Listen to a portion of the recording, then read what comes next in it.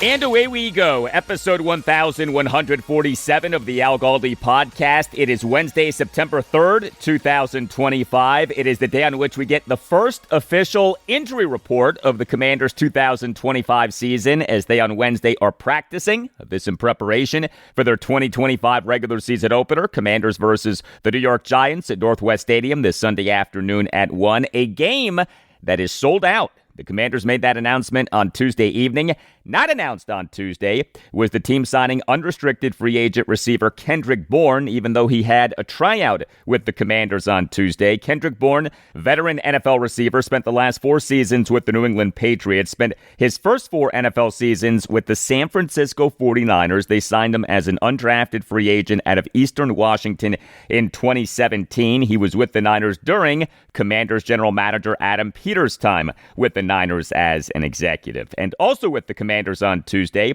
was them on Tuesday afternoon releasing their unofficial depth chart for week 1 of the regular season. Josh Connerly Jr. is listed as the starting right tackle. The starting right guard is listed as Nick Allegretti or Andrew Wiley. The top 4 running backs are listed as follows: Austin Eckler, Jeremy McNichols, Chris Rodriguez Jr., and Ja'Cory Krosky-Merritt. So the man known as Bill, per the depth chart, is RB4, although I don't know that we should be reading too much into that. It does appear as if the Commanders, at least initially, are going with a running back by committee.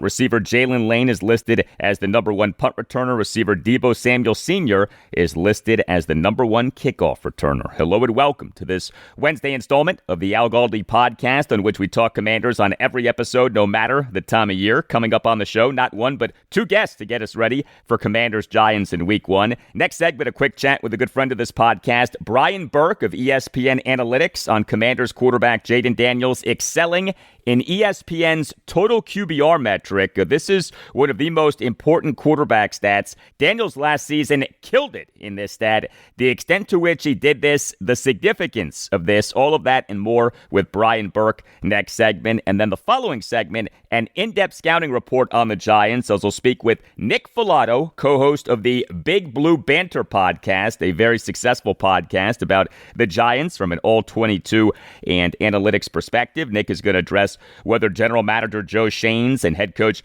Brian Daboll's jobs are on the line in the 2025 season, the Giants thinking at quarterback with Russell Wilson and Jackson Dart, how good receiver Malik Neighbors and the Giants' defensive front are, and more. And also on the show, I'll talk Nationals and Orioles. The Nats, they on Tuesday evening beat the Miami Marlins 5-2 at Nationals Park as starting pitcher Cade Cavalli rebounded nicely from a bad outing, 2 runs in 5 innings with 6 strikeouts versus 1 walk. The O's, they late night on Tuesday night won at the San Diego Padres 6-2 as starting pitcher Tyler Wells and starter/reliever Albert Suárez both made their 2025 MLB regular season debuts off having been out due to serious injury, and each guy did well.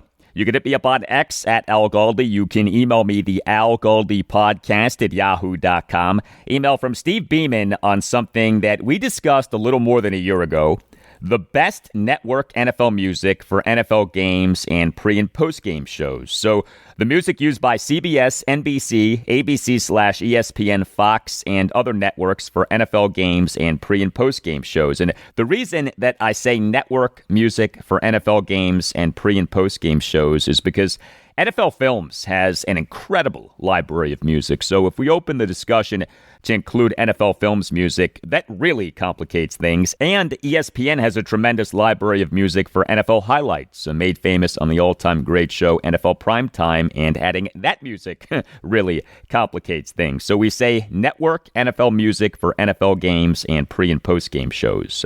I said that my all-time favorite NFL music in terms of network music for NFL games and pre- and post-game shows is the early 1990s CBS NFL theme, which was used during the Redskins' 1991 Super Bowl championship season. So with all of that as a backdrop, right, Steve? Hi, Al. First time, long time. I had to represent my fellow boomers to say that the attached late 60s to early 70s NFL on CBS theme is still the one I hear in my head.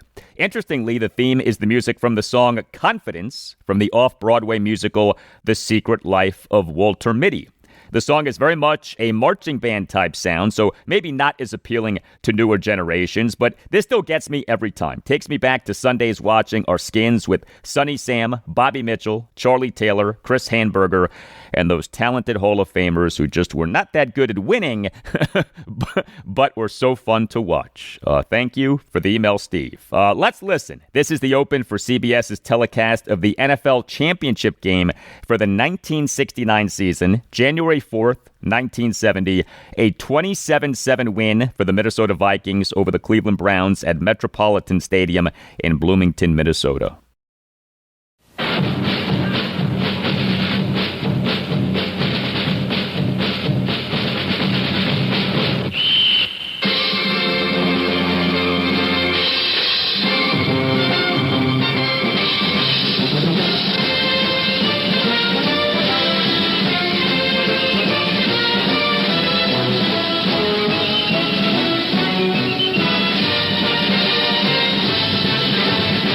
CBS Television Sports presents the National Football League Championship. Brought to you by Standard Oil Division, American Oil Company, who reminds you that you expect more from Standard, and you get it. And by new True Filter cigarettes, with or without menthol. And by Ford, who brings you better ideas for 1970.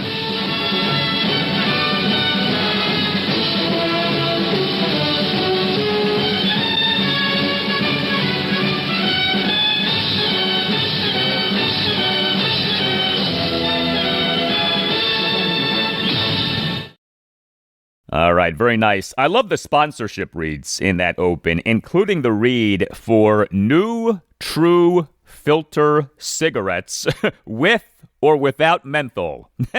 Hey, True Filter cigarettes. They seem totally harmless, right? What I think is the case for most people is that their favorite network music for NFL games and pre- and post-game shows is something from when those people were growing up. That's how life is, right? You tend to have the fondest memories of things from your childhood. What I like about the early 1990s CBS NFL theme is that it is more of a menacing, fierce, high testosterone song. But of course, what I most like about the early 1990s CBS NFL theme is that I associate it with great times as a Redskins fan. Here is that theme.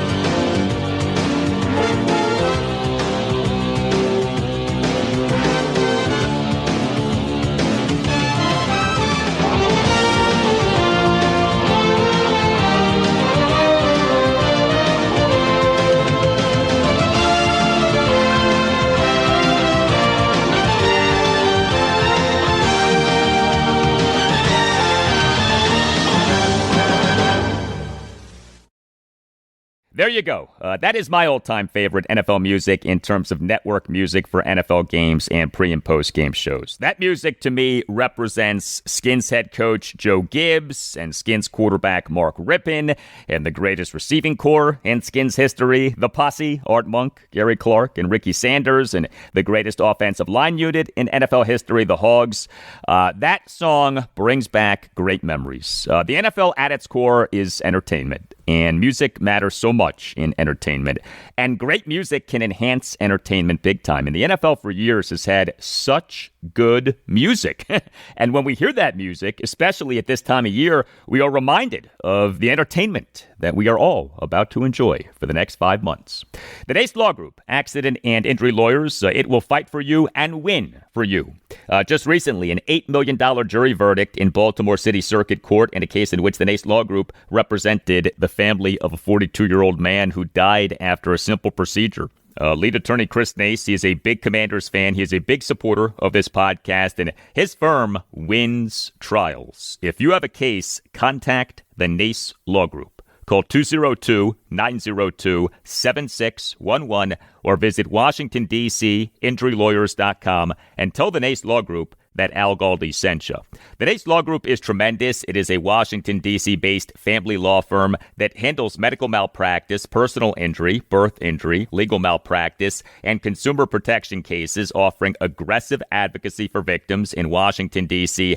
and West Virginia. Lead attorney Chris Nace is an experienced trial attorney who is not afraid to take cases to trials, and that's because the Nace Law Group wins trials. If you feel that you've been wronged, if you think that you've been wronged but aren't sure, contact the Nace Law Group and schedule a no-obligation appointment. Call 202-902-7611 or visit Washington, D.C., injurylawyers.com and tell the Nace Law Group that Al Galdi sent you. That's 202-902-7611 or Washington, D.C., injurylawyers.com and tell the Nace Law Group that Al Galdi sent you. The Nace Law Group, Accident and Injury Lawyers.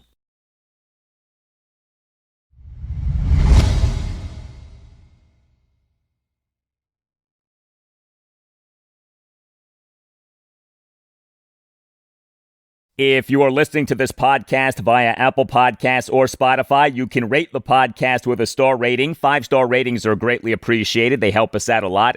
Thank you for doing them. We're with our guests on the podcast so far this week. Commanders insider John Keim of ESPN on Monday's show, episode 1145, and Pro Football Focus senior data analyst and Commanders fan Nick Ackridge on Tuesday's show, episode 1146, have conducted in-depth previews of the Commanders' 2025 regular season, including what to expect from quarterback Jayden Daniels off his all-time great 2024 rookie season.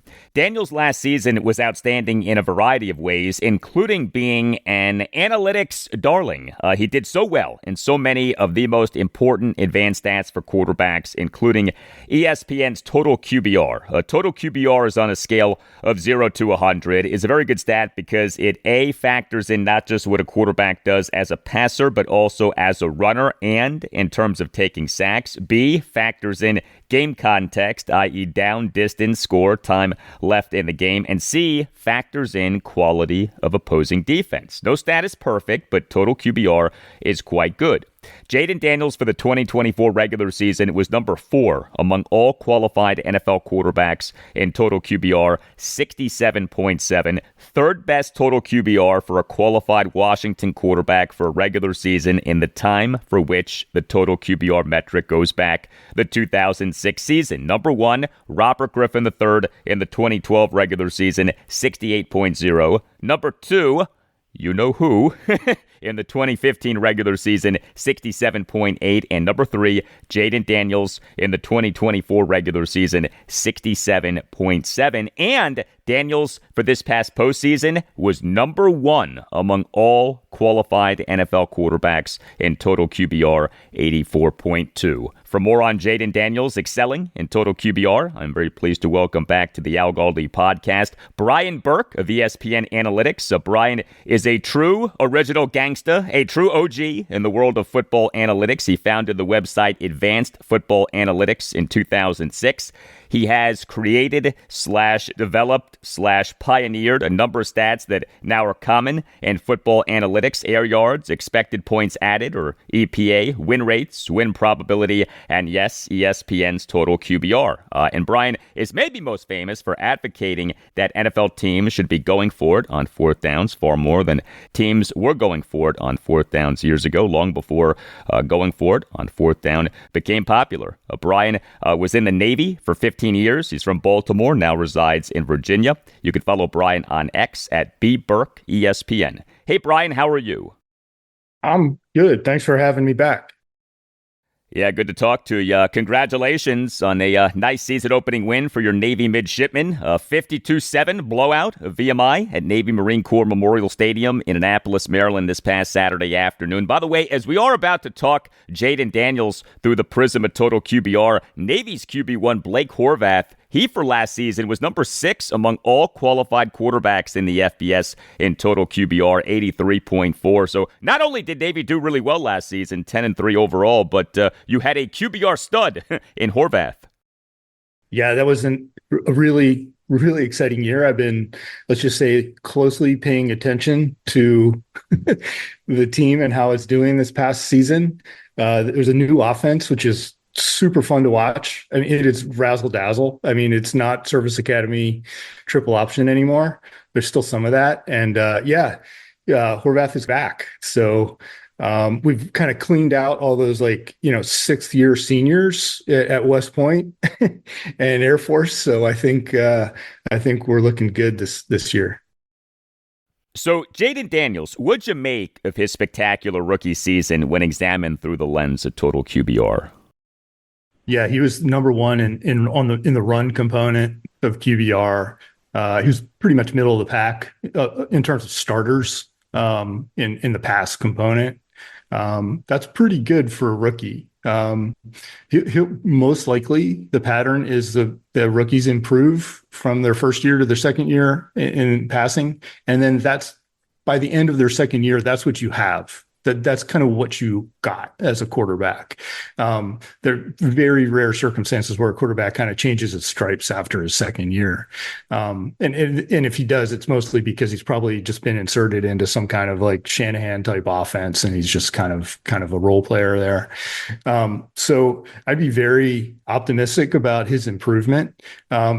Most of that kind of analytics darling part is because of his sort of clutch play on those fourth downs. So he was picking up those 4th and 2s on scrambles or sometimes some designed runs.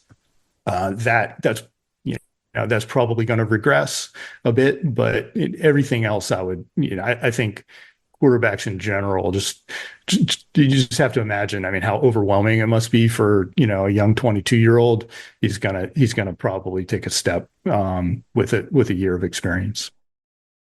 You just spoke to this, but when an NFL quarterback in his rookie season does as well as Jayden Daniels did in total QBR, that means that he's really good, right? Like, there's not much of a fluke factor.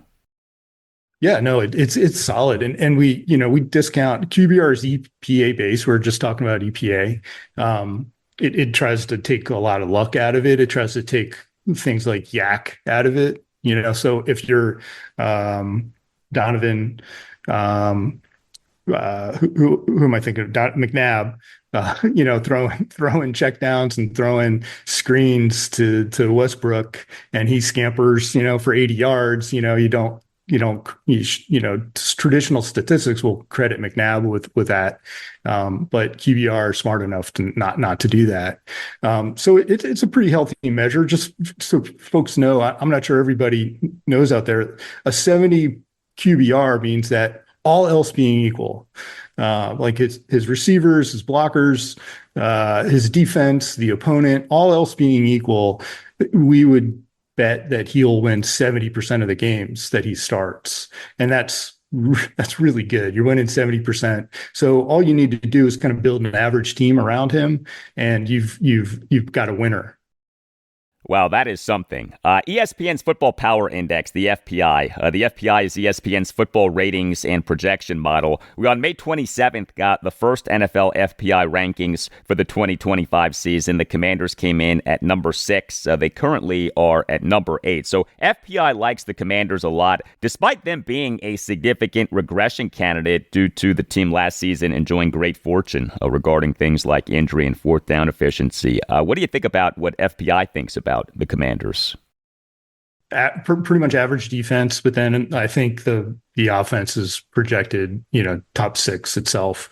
So, I think there are some, they are a really big regression candidate, but then there's also kind of countervailing forces that we talked about too. The coaching staff, some personnel improvements. They got some big name free agents and trade players traded in. You've got the second year effect of the rookie quarterback. So it's sort of like this countervailing, two sort of factors that are canceling each other out. So we expect the team to kind of improve in a secular way, kind of a non-luck. The team's going to get better. You've got your quarterback. Now you know what you need to build around him. It makes the roster construction so much easier. And then you've got the regression stuff, the luck stuff, the way the ball bounces at any given Sunday is probably not going to be as charitable as it was last year. Final question. When you talk to people in the NFL now, are they speaking the language of advanced stats like total QBR and expected points added EPA, or is this stuff still foreign to most people in the NFL? Yeah, who was it? It was I'm blanking on the name. The new coach of the Bears came from Detroit. Ben Johnson. Yeah, I think in an interview a couple weeks ago, he was regurgitating EPA numbers. It's like, we're number this in EPA or number that in EPA. And I when I started developing all this stuff, whatever, 15, 20 years ago, I never thought in a million years I'd hear a coach actually cite EPA numbers. I don't think they've got their laptops open, computing these numbers themselves. They're just being told these things by the analysts on their staff. They know it's important. EPA is just a better way of counting how good or bad you are in a certain department, and it's just better than yards. A 7-yard gain on 3rd and 9, that's an above average gain in the NFL, but that's not helping you in any way. So EPA kind of corrects for all that. It is, yeah, it's amazing. I think coaches know they want to be told, how are we doing in this department? How are we improving in this department? And they'll probably be using EPA. That's probably the thing they're looking at. Brian Burke of ESPN Analytics. Brian, thanks. All the best. Yeah, thanks, Al.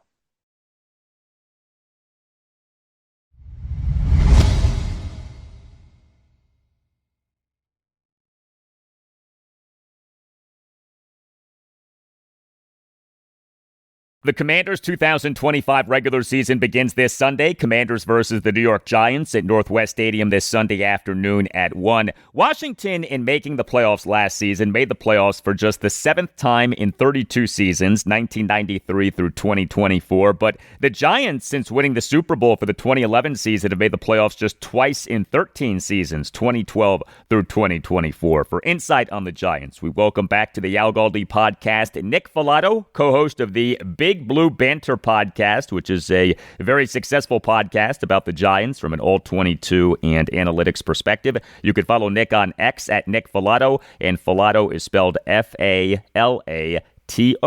Hey, Nick, how are you? Al, it's always a pleasure to talk to you. Every year we do this. We jump on, we talk some Commanders, we talk some Giants. And week 1, this is a big matchup for the New York Football Giants. Let's see if this pass rush can slow down Jayden Daniels. Doesn't seem like much can. Yeah, that Giants pass rush is imposing, no doubt. The 2025 season is season number 4 for Joe Schoen as Giants general manager and Brian Daboll as Giants head coach. The Giants in the 2022 season went 9-7-1 in the regular season and won a playoff game, but the Giants in the 2023 regular season went just 6-11, and in the 2024 regular season went just 3-14.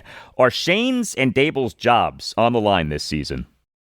I hear that narrative nationally. Now, it makes a lot of sense, right? That look, you started off hot. It has not been that well the last 2 years. I think they have more of a leash than a lot of the national media and people outside of the Giants world believe. Now, I don't know, like if they bottomed out this season, like it did in 2022 or 2023 and 2024, I could see them maybe being sent home packing. But if it's just a 4 or 5 win season and there is developmental strides and they're competitive and they aren't a dumpster fire and they aren't the embarrassment that they've been the last 2 years, I think they keep their jobs. I think the retention of Shane and Dable after the 2024 season, that's a 2-year retention unless it is completely embarrassing. And John Mara, the owner of the New York Giants, I believe he actually really, really likes Joe Shane and Brian Dable. And now you're starting to see that vision come into effect right now, and they have a plan at quarterback that is not freaking Daniel Jones. So I think they have more of a leash than some believe. Interesting. So with the quarterback plan, the Giants this past March signed unrestricted free agent quarterbacks Russell Wilson and Jameis Winston. The Giants in the 2025 NFL Draft traded up to take Ole Miss quarterback Jackson Dart with the number 25 overall pick. Wilson is the QB1, at least for now. Internally, do the Giants want Wilson as the QB1 for the entire season, or is the idea for Dart to take over at some point this season? I think they would like Wilson to be the quarterback for the entire season because that means they're winning. That means Wilson is keeping this offense on track. But if you can remove that from this discussion and just kind of look at Brian Dable wanting to get Jackson Dart out there, how much Brian Dable loves Jackson Dart. I do think they want to see Jackson Dart at some point, but they want to be competitive and they want to win football games. And in order to do that, it's going to be Russell Wilson starting for 17 games. I'll say this, though. And it's likely that this is going to happen. The Giants offense, they're going to sputter. They're going to struggle a little bit. And I could see the plug being pulled out on Russell Wilson soon if the Giants offense is, scoring 20, 21 points a game, and they're really heavily relying on their defense and the Giants offense is stagnant. Then I think the Giants will turn it over to Jackson Dart. And again, I think it's only if Jackson Dart is ready, and Brian Dable believes Jackson Dart is ready. So I don't exactly know when that's going to be. He's handled everything they've thrown at him so far, but big leagues are the big leagues, Al. So, but to answer your question, I think it really depends on how successful the team is going. Are you a believer in Jackson Dart? I like everything I've seen from Jackson Dart in the preseason. So coming out of Lane Kiffin's offense was a little bit difficult to prognosticate because we don't talk to him, as you know, Al. Like, we don't get him on the whiteboard. We don't do anything like that. It was a little bit difficult to prognosticate if he could do that at a consistent rate against NFL talent because it was a lot of quick RPOs, get the football out of his hands. But there were like 3-level read concepts. There were some true NFL progressions that he successfully executed on at the college level. Now you go to the NFL. The vanilla defense is all of this. I look at what he's done throughout preseason, and I say, I see somebody who is handling it from an arm talent perspective. He has a certain moxie about him. He is athletic enough to run everything that the Giants want. The offenses are different from how Mike Kafka called them when Russell Wilson was under center, when Jackson Dart and Jameis Winston was under center. So I would say that I am a believer cautiously. Again, you know how this goes. I don't think he's quite like a Drake May type of prospect. I don't see that. But can he be a top 15 quarterback in the league? Can he be even higher than that? Yeah, I could see a pathway to where that happens. It really just comes to how this kid adapts when the bullets are really flying. Commanders quarterback Jayden Daniels' top receiver over his 2 seasons as LSU's QB1 was Malik Nabers, who the Giants took with the number 6 overall pick in the 2024 NFL Draft. Nabers, like Daniels, had a tremendous rookie season. We remember how good receiver Odell Beckham Jr. was with the Giants over his first 3 NFL seasons, 2014 through 2016. How does a young Nabers compare with a young Beckham? I think they're very similar. I think Odell had this certain explosiveness. Yeah, he had a certain explosiveness to him that I think Malik Nabers also possesses, but they are different types of receivers. I do think Malik might be a little bit stronger. I'm not going to say at the catch point, but once he has the football in his hands, and then both of them were excellent at creating yak. So I would put them in the same tier. Now, you only get 1 year of what we've seen from Malik Nabers, but I've said this so much through the offseason now. If Malik Nabers is healthy this year, Russell Wilson's going to be able to hit him on those deep moon balls. He's going to be able to get the football to him, I think, at a better rate than Daniel Jones. He'll still be the catalyst to the offense, Malik Nabers. So I think we're going to be talking about Malik Neighbors in a similar conversation with Jamar Chase and Justin Jefferson after this season. Now, where Jamar Chase and Justin Jefferson were when they were entering their third season after this second season, that's where I think we'll be talking about him. I think he is arguably a top 5 talent at the wide receiver position. He's just a different type of guy when you watch him at training camp and the way he moves and the way he commands the catch point and how he just creates separation. It's effortless. The Giants' top 3 running backs, Tyrone Tracy Jr., who the Giants took in the 5th round of the 2024 NFL Draft out of Purdue, Devin Singletary, who the Giants signed as an unrestricted free agent in March 2024, and Cam Skattebo, who the Giants took in the 4th round of the 2025 NFL Draft out of Arizona State. Who is the best running back on the Giants? Best running back. Right now, I'm just going to default and say Tyrone Tracy Jr. because Cam Skattebo missed most of training camp with a hamstring injury. They tried to bring him back early. He re-injured it, and he only saw like 2 series in preseason.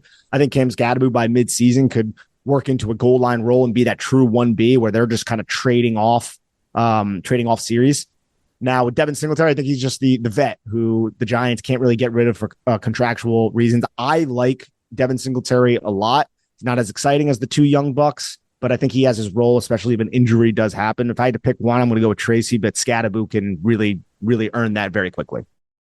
Much more with Nick Falato in moments, but if you are a Commanders fan, check out bgobsession.com. All kinds of cool things at bgobsession.com as we get set for the Commanders' 2025 regular season, including the 5th annual BGO Crystal Ball Pool and the 2025 BGO NFL Pick'em Contest. BG Obsession, or BGO, has been going strong since 2009. No politics, just friendly and passionate discussion about DC football and more. Great contests, game day chats, and camaraderie. Visit and join BGO at bgobsession.com. bgobsession.com, home to your burgundy and gold obsession. We're talking with Nick Falato, co-host of the Big Blue Banter podcast, which is a podcast about the Giants from an all-22 and analytics perspective. The Commanders host the Giants this Sunday afternoon at 1 in the 2025 regular season opener for each team.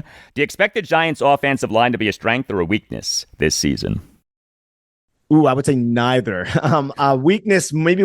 So a lot of this is contingent on Andrew Thomas. Andrew Thomas has talked to the media this last week, Al, and he was basically like, look, I might not be ready to play week 1, and I'm not going to put myself out there unless I'm 100% ready. So we might be looking at James Hudson III, somebody the Giants gave about $6 million a year to bring in to be the swing tackle starting. That could be a problem. We still haven't really seen what we want to see from John Michael Schmitz. John Runyon, he's an adequate player.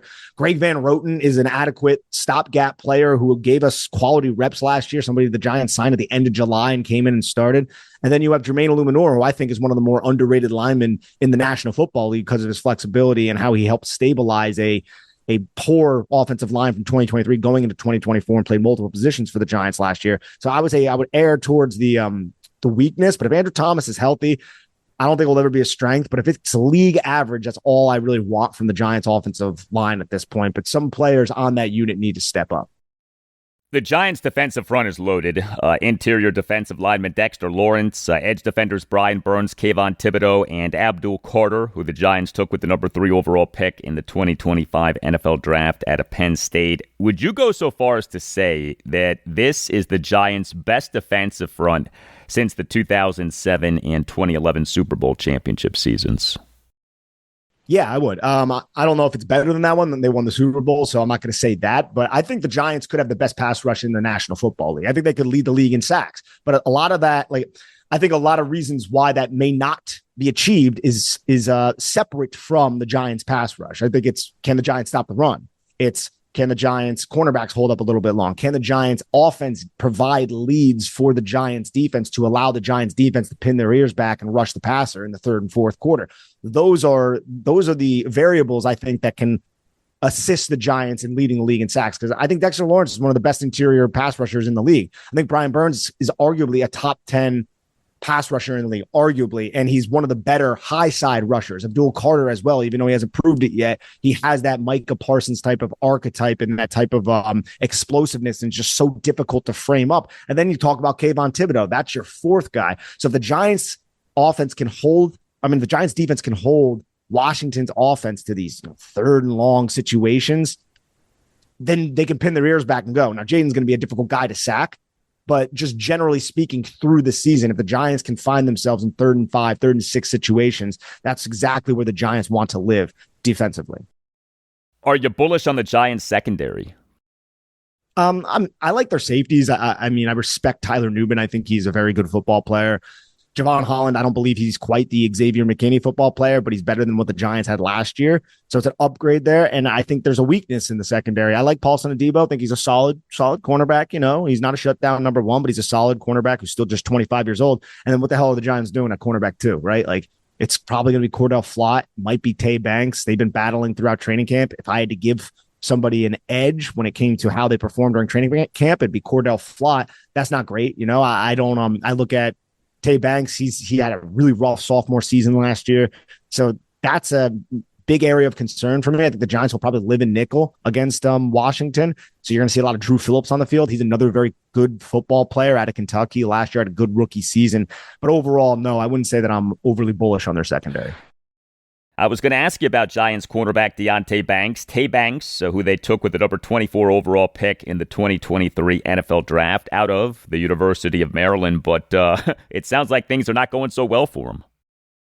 No, not really. He had a good rookie season, I would say, like a solid rookie season. And then last year, just kind of all fell apart. He was getting called out by Jerome Henderson, the former Giants DB coach, for effort concerns. Ended up getting put on the bench down the season, earned snaps later. Just seems like when he gives up catches, like the thing about Tay Banks is I think all the athletic traits are there for him to be a good cornerback. He's sticky in coverage. Like he surrendered touchdowns to Terry McLaurin last year, but like he's in coverage on him a lot of the times. He surrendered touchdown to Amari Cooper, to Justin Jefferson, but he's in good coverage. He's in the hip pocket, but he's terrible at the catch point and he can never locate the football. And then the catch happens and he gets beat. And then I feel like he just gets despondent and gets in his head and he allows all of those troubles to escalate and it weighs on him. And then he ends up I don't want to say checking out, but that has happened before. And we need him to be more dialed in and more mentally tough at this point. You know, look, this is year 3. I still think he has an opportunity to seize that cornerback 2 job and then run with it. And he has, again, the talent to be successful, Tay Banks, but it seems like there are some mental things there and just some technique things there at the catch point that he really just needs to work on. Looking at the Giants as a whole, the biggest weakness is what? Giants as a whole, the biggest weakness, I think their ability to fit the run, stop the run, especially if Shane Bowen wants to run these 2 high shells.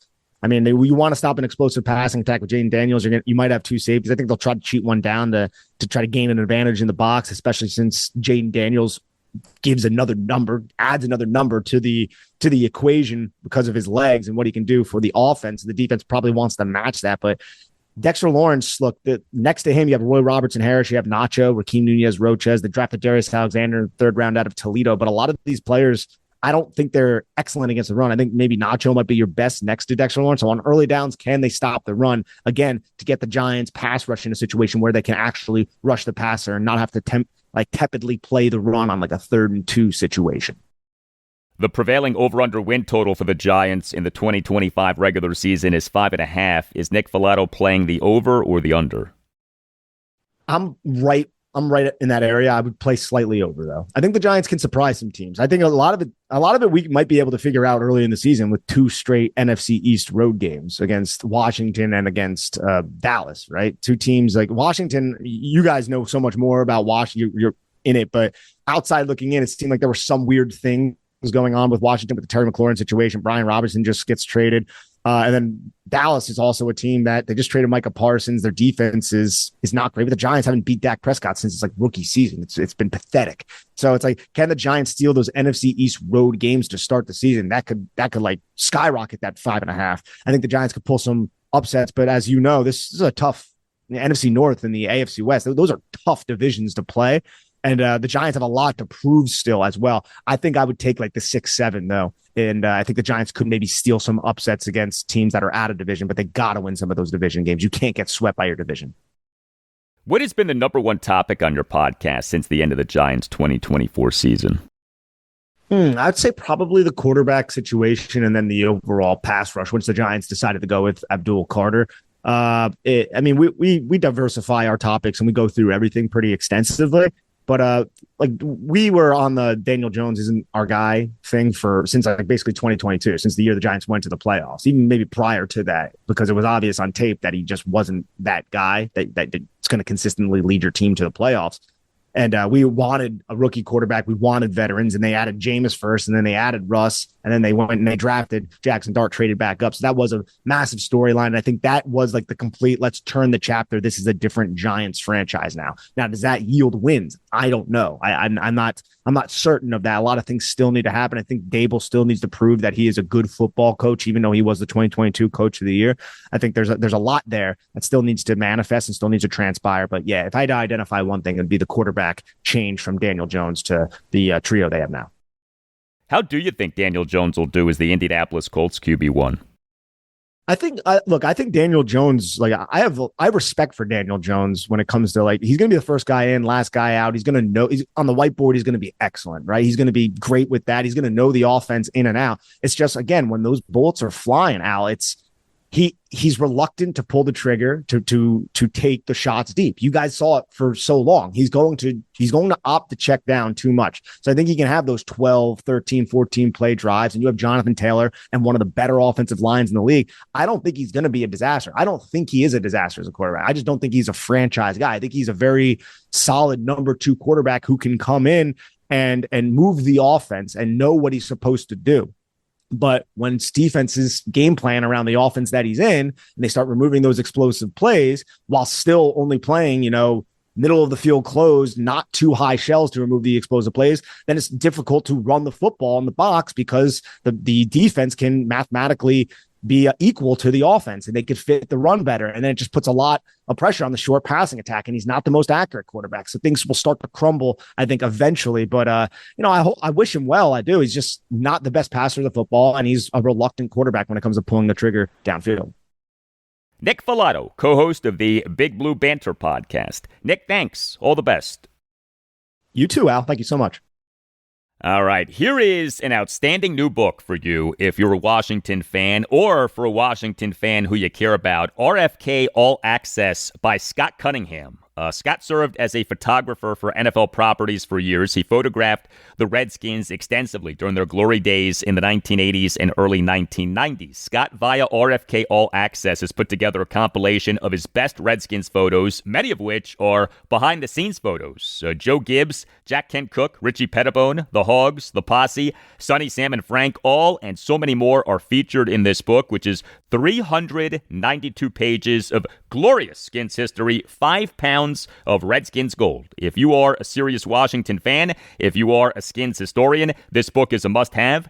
Makes for a terrific addition to any Skins-themed man cave. Also makes for a great gift. Heck, this is a book that has been endorsed by Joe Gibbs himself. Quote, "This is a great book filled with great memories," end quote. RFK All Access. You could get the book by visiting rfkallaccess.com and use the promo code ONLYAL for a special discount. That's rfkallaccess.com, promo code ONLYAL for a special discount.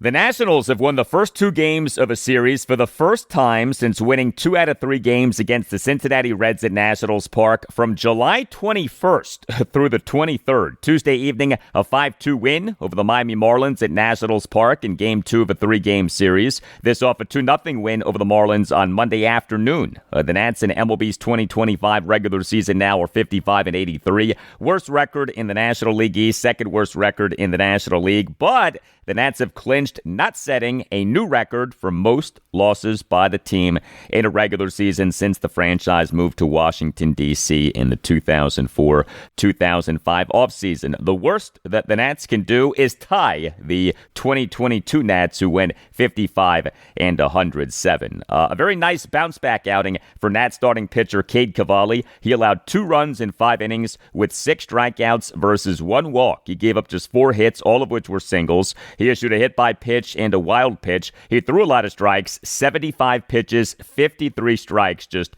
22 balls. So Cavalli was coming off a really bad outing. He and the Nats 11-2 loss at the New York Yankees last Wednesday afternoon, August 27th, allowed 8 runs, 7 earned, and 2 into third innings. But he on Tuesday evening was good. And so Cavalli now, since being recalled from AAA Rochester on August 6th, 6 starts, ERA of 4.85, but that's inflated by that start at the Yankees. And how about this? 28 strikeouts versus just 8 walks. Also for the Nats in this 5-2 win over the Marlins on Tuesday evening was more excellent relief pitching. 5 Nats relievers combined for 4 scoreless innings with 5 strikeouts. As the Nats bullpen continues to surge, Nats relievers now have combined for 17 consecutive scoreless innings. So PJ Poulin, he tossed a scoreless, hitless, and walkless top of the 6th with 3 strikeouts despite committing a one-out throwing error. Cole Henry tossed a scoreless and hitless top of the 7th.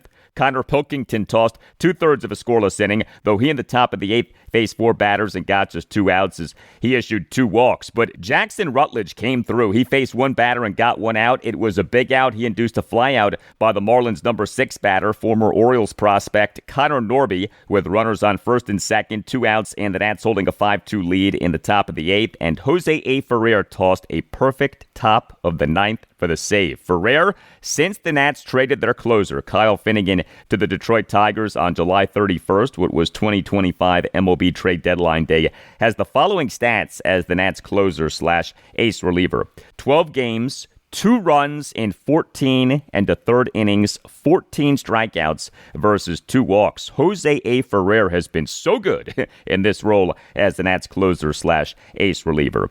The Nats offense in this 5-2 win over the Marlins on Tuesday evening was good. The Nats scored 5 runs, totaled 10 hits, worked 1 walk, and went 5 for 16 with runners in scoring position. The 10 hits were a home run, 4 doubles, and 5 singles. James Wood homered. Very nice to see that. He is the Nats starting left fielder and number 1 batter, went 2 for 5 with a 2-run homer and a single. Wood in a Nats 2-run 4th had a 2-out opposite field 2-run homer to left field for a 5-2 Nats lead. This was just Wood's 3rd home run since July 9th. His home runs have so dried up in recent months. Wood for this regular season has a team best 27 home runs. Him getting to 40 seemed like a slam dunk at one point. Now him getting to 30 is no guarantee, but he did homer on Tuesday evening. Dalen Lyle continues to do well. He is the Nats starting DH and number 5 batter, went 2 for 4 with a double and an RBI single. Dalen Lyle for the month of August had an OPS of 771, and his September is off to a great start. Lyle in the 2-0 win over the Marlins on Monday afternoon as the Nats starting right fielder and number 5 batter went 1 for 2 with an RBI triple, a walk, and a stolen base. Also on Tuesday evening, Riley Adams, he is the Nats starting catcher and number 6 batter, went 1 for 4 with an RBI double. This off more moves for the Nats at catcher. The Nats on Tuesday afternoon announced having agreed with free agent catcher Jorge Alfaro on a 1-year contract and having option catcher CJ Stubbs to AAA Rochester. Alfaro is a veteran MLB catcher, comes to the Nats off having played in 82 games for AAA Nashville in the Milwaukee Brewers organization this season, his age 32 season. CJ Stubbs, he ends up being optioned to AAA Rochester 1 day after making his MLB regular season debut and serving as the Nats starting catcher in that 2-0 win over the Marlins on Monday afternoon. Also, the Nats on Tuesday afternoon announced having transferred catcher Drew Millis to the 60-day injured list. Millis is done for the season due to a fractured and dislocated left second finger on which he underwent surgery this past Friday. And catcher Keibert Ruiz on Tuesday evening started a minor league rehab assignment. We'll see where that goes. He is in the midst of a second stint on the 7-day concussion injured list this season. This latest stint started on July 8th, retroactive to July 6th. And also with the Nats on Tuesday evening, one of their most important young players, third baseman Brady House, again did not play at all.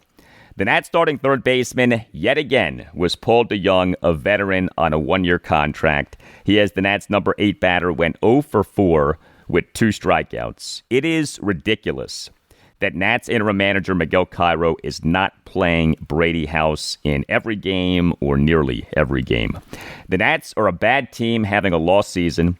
DeYoung will almost certainly be gone from the team after this season. What is the point of playing him over Brady House? Answer: there is no point. Okay, there is 0 point. I don't get at all the thinking here from Miguel Cairo. Game 3 for the Nats against the Marlins at Nationals Park, Wednesday afternoon at 1:05. Mitchell Parker will be the Nats starting pitcher.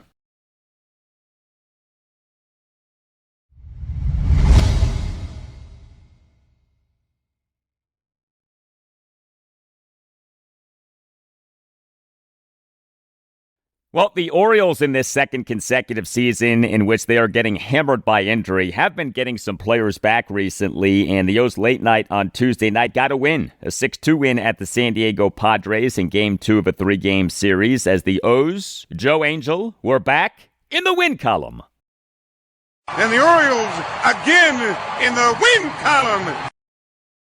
Yes, Joe, the win column. The O's now have won 2 consecutive games of having lost 9 of the team's previous 11 games. The O's in MLB's 2025 regular season now are 63-76. Worst record in the American League East, 3rd worst record in the American League. The O's on Tuesday evening announced having returned starting pitcher Tyler Wells from his minor league rehab assignment and having reinstated him from the 60-day injured list. He had been on that since March 27th, retroactive to March 24th. This due to right elbow UCL surgery that he underwent in June 2024.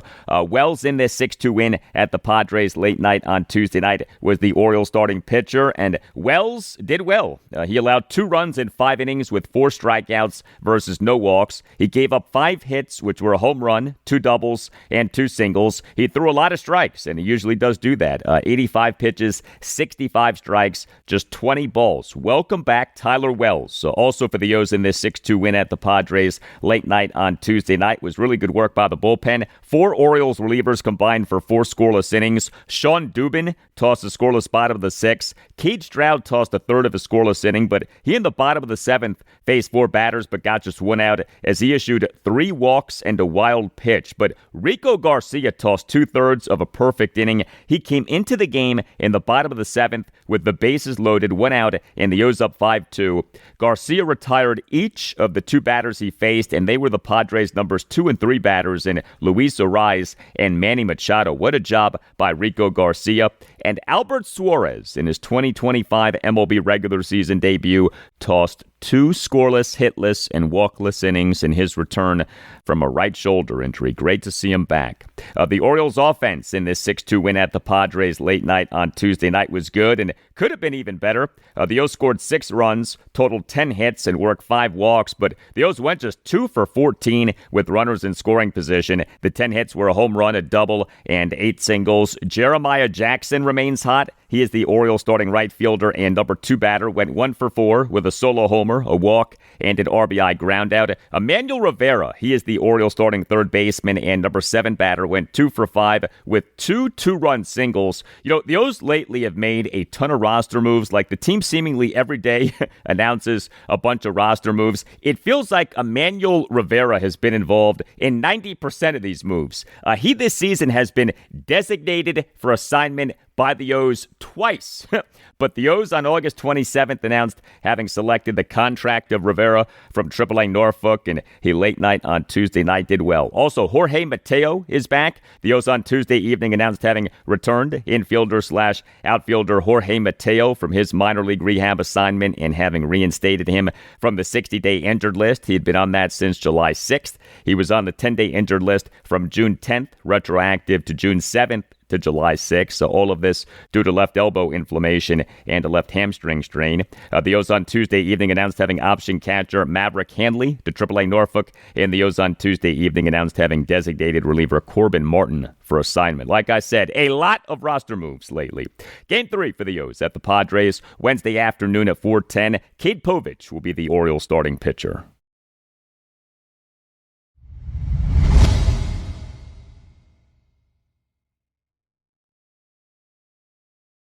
And that'll do it for you and me for now. Keep the feedback coming. You can hit me up on X at Al Galdi. You can email me the Al Galdi podcast at yahoo.com. Thursday's show, episode 1148, will provide you with more on the Commanders as they on Wednesday are holding a practice in preparation for their 2025 regular season opener, home to the New York Giants this Sunday afternoon at 1.